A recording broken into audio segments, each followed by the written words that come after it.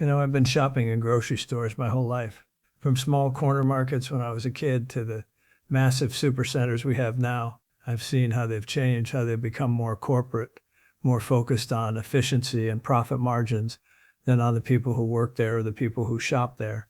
But I still go. I still buy my own groceries. I don't send someone to do it for me. There's something grounding about pushing a cart down the aisles, picking out what you need, seeing regular people going about their lives. It was a Thursday afternoon when I walked into the Walmart on Sepulveda Boulevard in Los Angeles. Nothing special about the day. I needed a few things, had some time, figured I'd take care of it myself. The store was busy, that mid-afternoon rush of people getting off work early, parents picking up things before they got their kids from school, elderly folks doing their shopping before the evening crowd hit. I grabbed a cart and made my way through the store. Produce first, some fresh vegetables, then over to the meat department and the aisles for the other essentials. I've never been one for fancy food. Simple, straightforward, quality when I can get it.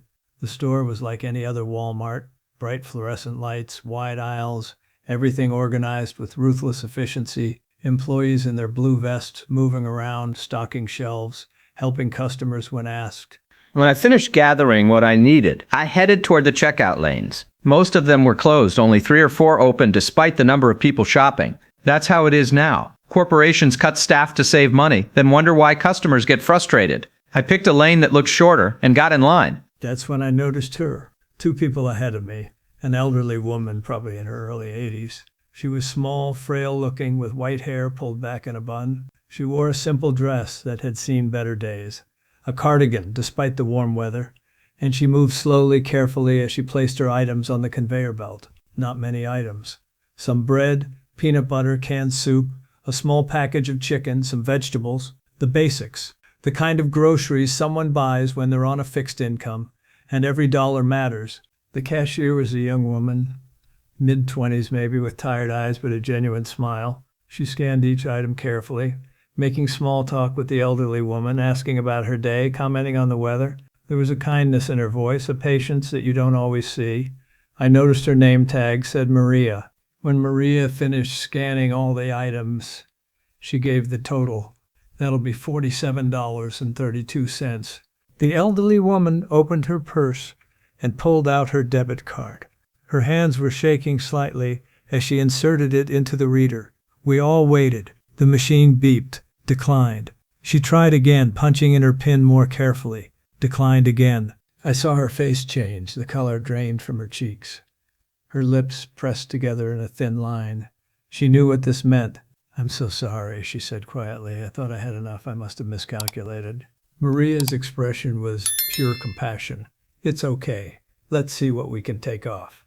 What do you need most? The woman looked at her groceries, and I saw tears forming in her eyes.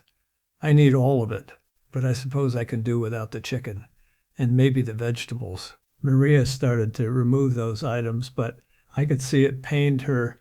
The woman was trying to decide between protein and vegetables, between nutrition and staying within whatever money she had left. How much do I have? The woman asked, her voice barely above a whisper. Let me check your balance, Maria said, running the card again to see the available funds. The machine displayed the result. Looks like you have $19.12. The woman did the math in her head. She'd have to give up more than half her groceries. She looked at what was left on the belt. Bread, peanut butter, soup, the bare minimum, maybe enough to last a few days if she was careful. Okay, she said, her voice breaking. I'll just take those 3 items. That's when Maria did something I'll never forget. She looked at the woman, then at the groceries, then back at the woman, and she made a decision. Ma'am, she said gently, let me help you with this. Before the woman could protest, Maria pulled out her own wallet from her vest pocket. She took out a card and swiped it through the register. I watched as she paid the difference, $28.20. Not a fortune, but probably a significant amount for a grocery store cashier supporting herself. The elderly woman stared at her. I can't let you. It's already done, Maria said with a warm smile. Please, take your groceries. Everyone needs to eat. The woman started crying. Not loud, not dramatic. Just quiet tears of gratitude and probably shame at needing help. Maria quickly bagged everything and handed it to her. Thank you. the woman whispered. God bless you. I'll pay you back, I promise. No need, Maria said. Just take care of yourself. The woman shuffled away with her cart, still crying, still whispering thank you. I was about to step forward when I heard a voice from behind the service desk, sharp, authoritative, angry. Mariah, my office. Now. A man in his 40s, wearing a dress shirt and tie with a manager name tag, was standing there with his arms crossed. His face was red, his jaw set. He'd seen everything. Maria's smile faded. Mr. Peterson, I was just... Now, he said, cutting her off. The customer between me and Maria quickly checked out and left. I moved forward with my items, but I was watching what was happening at the service desk. Maria had walked over, and Mr. Peterson was speaking to her in a low, harsh voice. I couldn't hear every word, but I caught enough. Company policy, your own money, unauthorized transaction, immediate termination. I saw Maria's face crumble. She was trying to explain, trying to defend herself. But he wasn't listening. He held up his hand. Clean out your locker. You're done. I'll have your final check mailed to you. But I have 2 kids, Maria said, her voice rising with panic. I'm a single mother. I need this job. Please, I was just trying to help someone. Should have thought about that before you violated policy, he said coldly. Company rules are clear. Employees cannot use personal funds to cover customer transactions. It opens us up to liability. You're terminated, effective immediately. I watched as Maria, shoulders shaking, walked away toward the back of the store. The self-checkout supervisor, a teenage kid, took over her register. He called for the next customer, which was me. But I didn't move forward. Instead, I walked over to where Mr. Peterson was standing.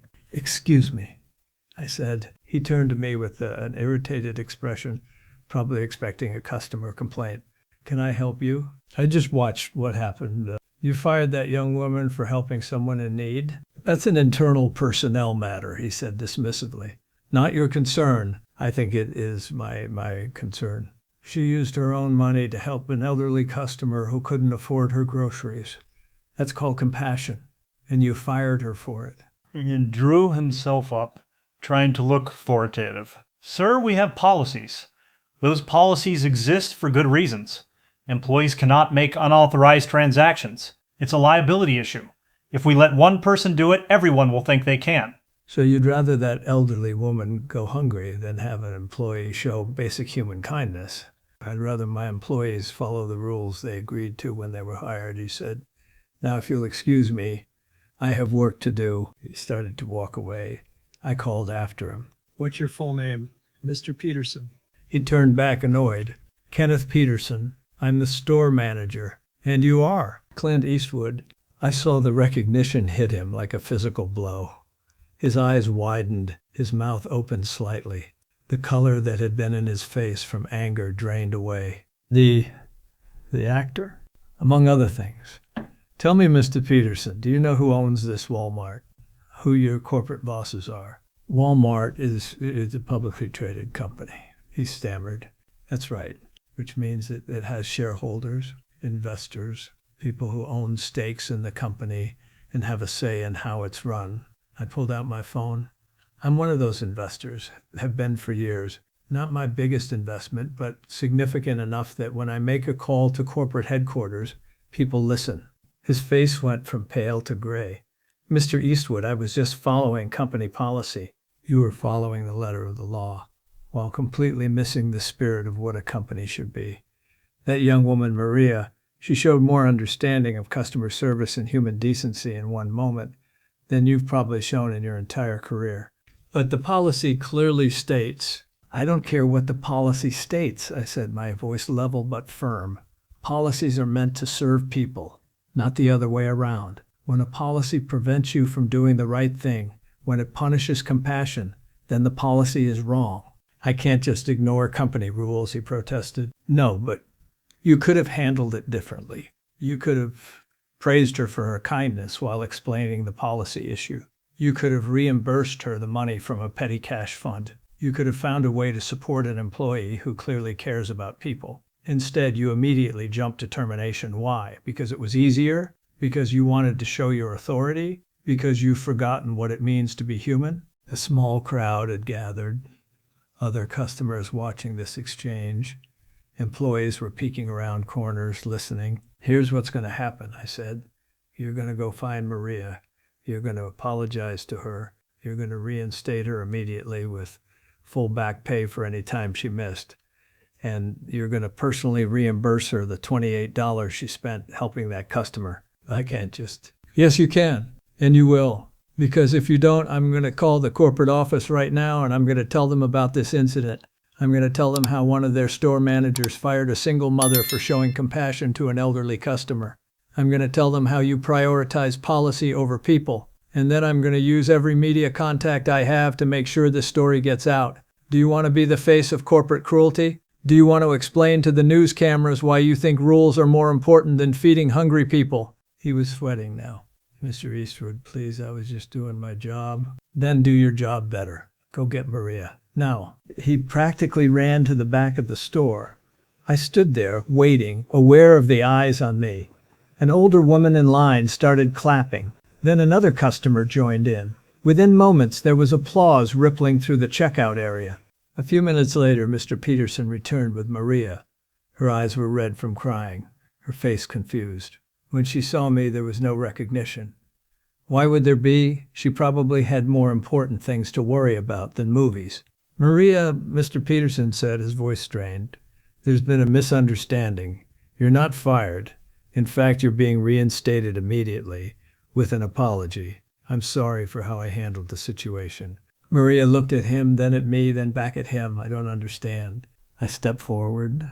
You did something kind for someone who needed help. That should never be punished. Mr. Peterson here is going to make this right. I'm also reimbursing you the money you spent, Peterson added quickly, pulling out his wallet and counting out cash, $28.20. Maria took the money, still looking bewildered. Thank you, but why? What changed? What changed is that someone reminded me that people matter more than policies, Peterson said, though I could tell the words tasted bitter in his mouth. I turned to Maria. You have kids? She nodded. 2. A boy and a girl, 7 and 5. A single parent? Yes, sir. Their father left 3 years ago. This job is everything. It's how I pay rent, buy food, keep them in school. And you still used your own money to help a stranger. Her eyes filled with tears again. She was going to go hungry. I've been there. I know what it's like to stand at a register and have to choose between necessities. I couldn't let her go through that. That's character, I said. That's the kind of person every company should want working for them.